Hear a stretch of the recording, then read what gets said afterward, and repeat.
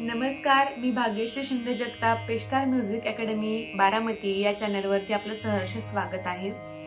आज आपण पाहणार आहोत स्वर। स्वर ही बेसिक कन्सेप्ट आपण पाहणार आहोत डिटेलमध्ये। तर स्वर म्हणजे काय? कायम उंचीचा, पुष्कळ वेळ टिकणारा, कानाला मधुर लागणारा नाद म्हणजे स्वर। तर आता नाद म्हणजे काय, तर ते पहिल्यांदा समजून घेऊया। नाद म्हणजे काय, तर संगीतात उपयोगी येणारा ध्वनी किंवा आवाज म्हणजे नाद। आता आवाज भरपूर प्रकारचे असतात। आपल्याकडून काही पडलं, हॉर्नचा आवाज असतो, पण तो प्रत्येक आवाज हा आपल्या संगीतात उपयोगी नाही, बरोबर?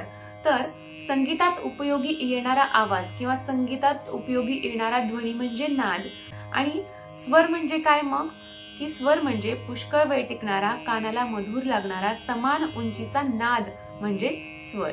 आता पुष्कळ समान उंचीचा म्हणजे काय बघा, स्वर आपण असं होऊ शकत नाही, आपण असं गात नाही। जर आपल्याला सा म्हणायचं असेल तर आपण तो समान उंचीचा असतो, बरोबर? म्हणजे सा म्हणजे तो एक समान उंची आहे त्याची। रे आपण असं नाही करू शकत, सा हा स्वर नाहीये, बरोबर? तर समान उंचीचा म्हणजे एक आपण त्याची एक लेवल ठेवतो आपण, बरोबर? तो आणि पुष्कळ वेळ टिकणारा म्हणजे काय, सा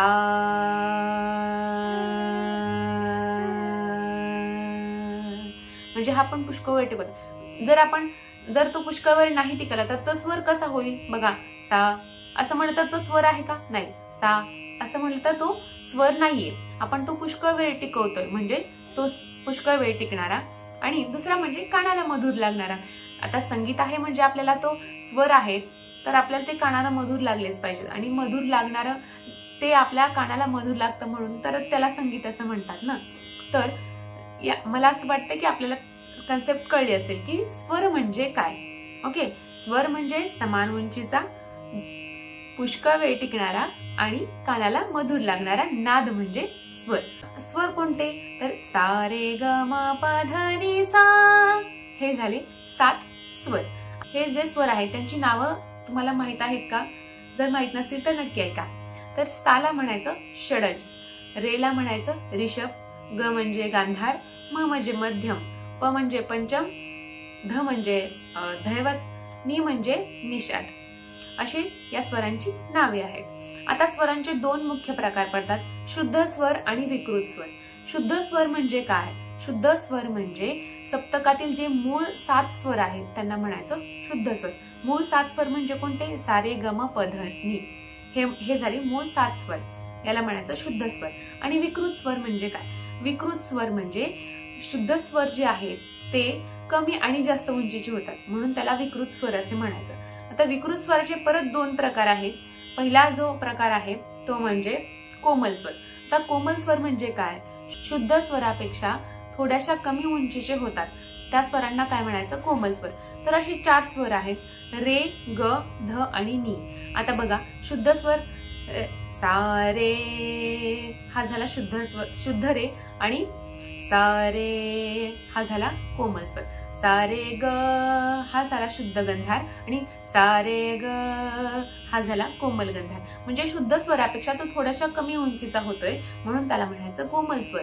आणि असे एकूण सप्तकामध्ये किती स्वर आहेत कोमल? 4, रे, ग, ध आणि नी। दुसरा प्रकार येतो तीव्र स्वर। आता लक्षात घ्या, कोमल स्वर म्हणजे शुद्ध स्वरापेक्षा थोड्याशा कमी उंचीचे होतात, तर तीव्र स्वर म्हणजे काय असतील, तर शुद्ध स्वरापेक्षा थोड्याशा जास्त उंचीचे होतात, त्याला म्हणायचं तीव्र स्वर। आणि पूर्ण सप्तकामध्ये फक्त एकच स्वर असा आहे तो म्हणजे मध्यम, जो की तीव्र असतो, म्हणजे तो कोमल होऊ शकत नाही। शुद्ध स्वरापेक्षा तो थोडासा जास्त उंचीचा असतो म्हणून त्याला म्हणायचं तीव्र स्वर। आता बघा, सा रे ग म हा झाला शुद्ध म, सा रे ग म हा झाला तीव्र म। तर अशा प्रकारे एका सप्तकामध्ये एकूण किती स्वर असतात, तर 12, 7 शुद्ध, 4 कोमल आणि 1 तीव्र, असे मिळून एका सप्तकामध्ये 12 स्वर असतात। दुसरी कन्सेप्ट आहे ती म्हणजे अचल स्वर। अचल स्वर म्हणजे काय की जे चलबिचल करत नाहीत, म्हणजे काय तर ते कमी उंचीचे होत नाहीत आणि जास्त उंचीचे होत नाहीत। मग असे कोणते स्वर राहिले बघा, आपण रे ग धनी हे कोमल आहेत म्हटलं, मध्यम आहे तो तीव्र आहे म्हटलं, आणि मग राहिले कुठले स्वर सा आणि प म्हणजे षडज आणि पंचम। षडज आणि पंचम हे मूळ रूपातच राहतात, ते कमी किंवा जास्त उंचीची होत नाहीत, म्हणून त्याला आपण अचल स्वर असे म्हणतो। अशा प्रकारे स्वर म्हणजे काय ते आपण पाहिलं। तुम्हाला व्हिडिओ आवडला असेल तर नक्की शेअर करा, लाईक करा, सबस्क्राईब करा। धन्यवाद।